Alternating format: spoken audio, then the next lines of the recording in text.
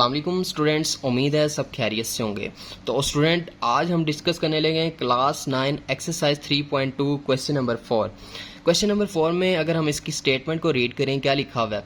What replacement for unknown in each of following will make true statement. अब यहाँ पर देखें, जो हमारे पास अननोन वैल्यू है उसका हमने एक हिसाब से रिप्लेस करके उसका आंसर निकालना है। अगर देखें हमारे पास एल है, यहाँ पर लोगैरिथम क्यूब है और इसके बाद हमारा 81 है, इक्वल है और एल है। ठीक है, इस अननोन वैल्यू का हमने क्या निकालना है? आंसर निकालना है। और इसको हमने रिप्लेस कैसे करना है वो हम देख लेते हैं। सबसे पहले आपने क्या करना है, जो आपके पास इक्वल की उस तरफ वैल्यू पड़ी हुई है, जो इक्वल की उस तरफ अननोन वैल्यू पड़ी हुई है, आपने क्या करना है, जो लोगैरिथम की बेस है, लोगैरिथम की बेस क्या 3 है, इसकी आपने पावर बना देनी। इस 3 की पावर क्या आएगी? एल। मतलब ये कि आपने इसको शिफ्ट करना है। शिफ्ट समझते हैं, रिप्लेस करना है। मैं कहता हूँ कि एल यहाँ पर इसके ऊपर आ जाएगा और 81 इसकी जगह पे आ जाएगा। मतलब ये कि ये यहाँ से यहाँ मूव करेगा और ये 81 यहाँ पर मूव करेगा। देखें अब नेक्स्ट स्टेप पे देखें, 3 के ऊपर क्या आ रहा है? एल आ रहा है और 81 उधर चला गया। अगर आप गौर करें, 3 को अगर हम 4 टाइम मल्टीप्लाई करें, 3 मल्टीप्लाई 3 मल्टीप्लाई 3 मल्टीप्लाई, ऐसे 3 मल्टीप्लाई 3 मल्टीप्लाई 3 मल्टीप्लाई 3 मल्टीप्लाई, ये 4 टाइम जब मल्टीप्लाई होगा तो वो क्या बनता है? 81। तो यहाँ पर आपने एक बात हमेशा याद रखनी है, इन क्वेश्चंस के लिए आपने हमेशा बेस या फिर कुछ क्वेश्चन ऐसे आएंगे जिनकी हमने पावर सेम करनी होती है।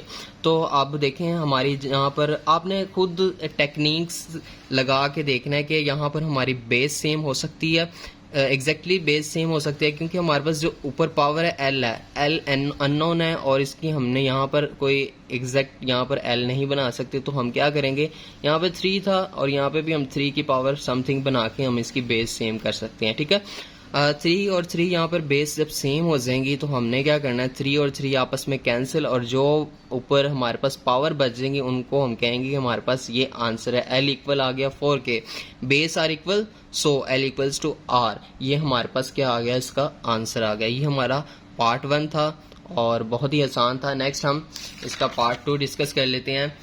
पार्ट 2 भी सेम इसी मेथड को अप्लाई करते हुए आपने सॉल्व करना है। पार्ट 2 में अगर देखें, हमारे पास क्या है? लॉग, और इसकी बेस क्या है? ए है और 6 है, और इक्वल में हमारे पास क्या पड़ा हुआ है? 0.5। तो इस मेथड को जैसे हमने इसका पार्ट 1 डिस्कस किया था, सेम उसी मेथड को आपने अप्लाई करते हुए इसको भी सॉल्व करना है। अब देखें, 0.5 किसके ऊपर आया? ए के ऊपर आ गया। ए के ऊपर 0.5 आ गया और 6 यहाँ से दूसरी तरफ शिफ्ट हो गया।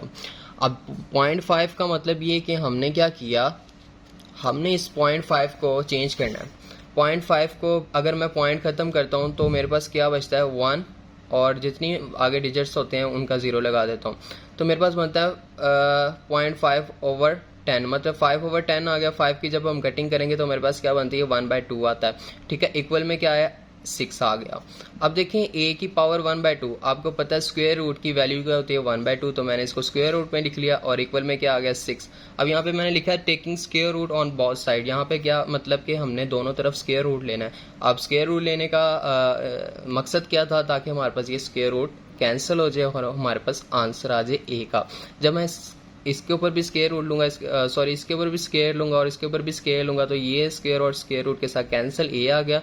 और 6 को 2 टाइम जब मैं मल्टीप्लाई करूंगा 36 आ गया। मेरे पास ये ए का आंसर आ गया। इसका जो तीसरा पार्ट है वो भी हम देख लेते हैं। तीसरे पार्ट में देखें, 5 इधर है, ये 2 जब मैं इधर शिफ्ट करूंगा और n इधर शिफ्ट करूंगा, रिप्लेस कर दी, 5 की पावर 2 आ गई, n मेरे पास आ गया। अब देखें 5 की पावर 2, इसका मतलब क्या? 5 कितने टाइम मल्टीप्लाई हो रहा है? 2 टाइम मल्टीप्लाई, और 5 मल्टीप्लाई 5 25 आ गया। n का आंसर क्या आ गया? 25। इसको मैंने थोड़ा सा चेंज करके n पहले लिखा, बाद में 25 लिखा, ये मेरे पास आंसर आ गया। अब इसका जो फोर्थ पार्ट है वो थोड़ा सा चेंज है, वो आप समझ लें।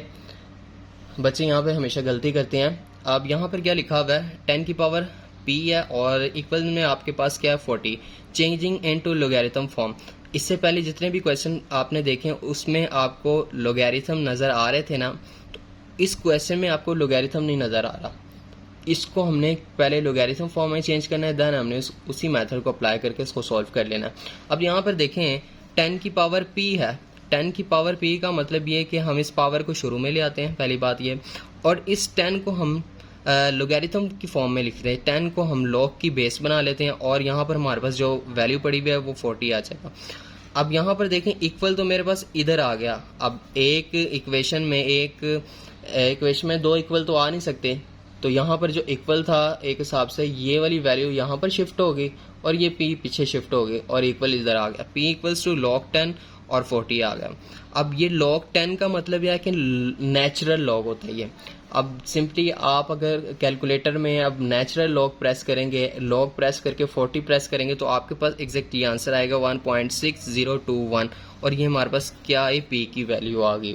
तो यहाँ पर हमारे पास क्वेश्चन नंबर 4 कंप्लीट होता है। उम्मीद करता हूँ आपको मेरी बातें अच्छे से समझ आई होंगी।